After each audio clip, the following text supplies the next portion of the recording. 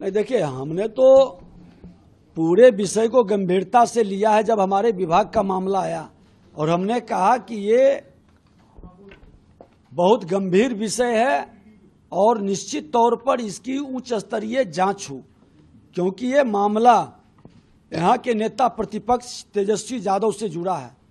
उनके पीएस प्रीतम फोन करके room book कराते हैं सिकंदर कुमार जदुवंशी के लिए और ठहराते हैं अनुराग यादव को, और मास्टरमाइंड ये सब खेल वेल करने में कौन लोग इन्वॉल्व हैं।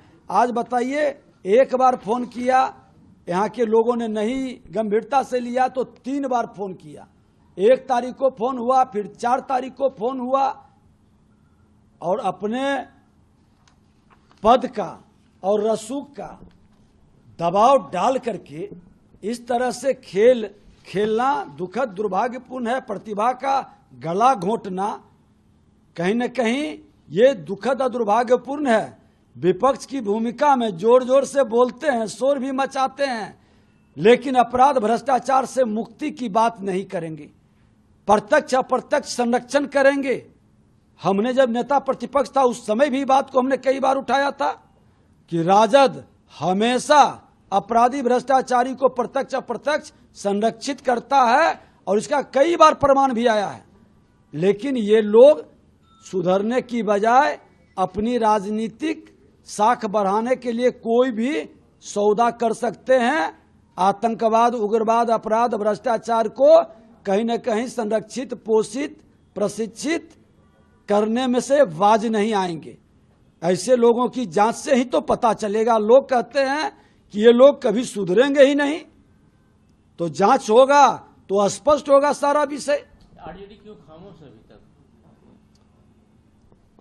कोई जवाब नहीं है तो इसका काट खोज रहे हैं। अब राजद में एक से एक विद्वान लोग हैं जो पद के लिए पैर पकड़ते हैं, सम्मान के लिए स्वाभिमान छोड़ देते हैं, जातीय उन्माद की वातावरण बनाएंगे और वो उपदेश भी देंगे। विजय सिन्हा सत्ता के लिए स्वाभिमान नहीं छोड़ा है, पद के लिए पैर नहीं पकड़ा है, और मैं शिक्षक पुत्र हूं। सामने कौन जाति बैठता है ये नहीं जानता हूं, कौन धर्म का। मां भारती के धरती पर जो जन्म लिया है, किसी जाति, धर्म, क्षेत्र, भाषा का है, वह मेरा परिवार है, और प्रधानमंत्री का महामंत्र सबका साथ सबका विकास के भाव से काम करता हूं। मैं बिहारी के मान सम्मान स्वाभिमान की लड़ाई लड़ता हूं। जिन लोगों ने बिहारी शब्द को गाली बनाया है उनको जवाब देना चाहिए। आपने कुछ लोगों पे एक्शन भी लिया है क्या?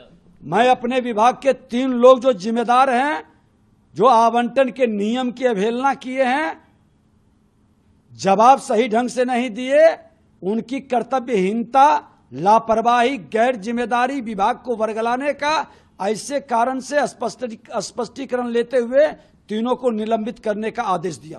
राहुल गांधी भी इसमें आ गए हैं, बोल रहे हैं कि प्रधानमंत्री क्यों चुप है नीट मामले पर, पंगु हो गए हैं। अब देखो, वो तो विद्वान आदमी है, देश के नेता प्रतिपक्ष है, पद का मैं सम्मान करता हूं। लोग भले ही कहें कि वो पप्पू हैं, लेकिन मैं तो नेता प्रतिपक्ष के नाते ही सम्मान करूंगा।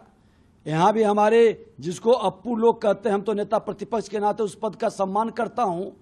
नेता प्रतिपक्ष की जिम्मेवारी है सरकार को सजग करना, जनता की आवाज को उठाना, लेकिन जब ये विषय आया है और यहाँ के तेजस्वी यादव नेता प्रतिपक्ष से जुड़ा विषय है तो जवाब तो देना चाहिए।